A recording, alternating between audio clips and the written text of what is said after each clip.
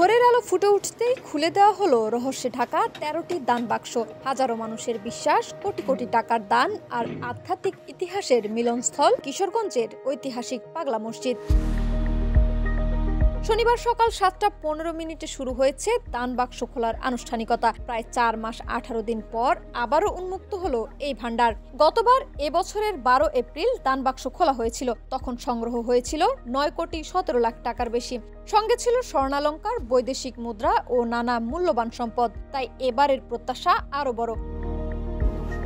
কেউ কেউ আশা করছেন এবার দান পৌঁছবে ১০ কোটির ঐতিহাসিক মাইলফলকে।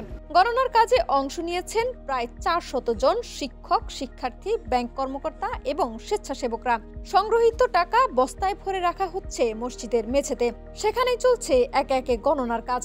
মসজিদ কমিটি জানিয়েছে, এবার সংগৃহীত টাকার একটি বড় অংশ ব্যয় করা হবে আন্তর্জাতিক মানের পাগলা মসজিদ ইসলামিক কমপ্লেক্স নির্মাণে, যেখানে একসঙ্গে নামাজ আদায় করতে পারবেন ৬০,০০০ মুসল্লি। সম্ভাব্য ব্যয় ধরা হয়েছে ১১৫ কোটি টাকা।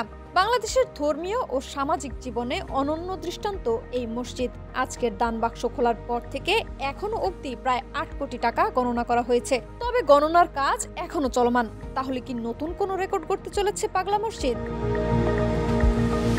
Laboni Akter, desk report.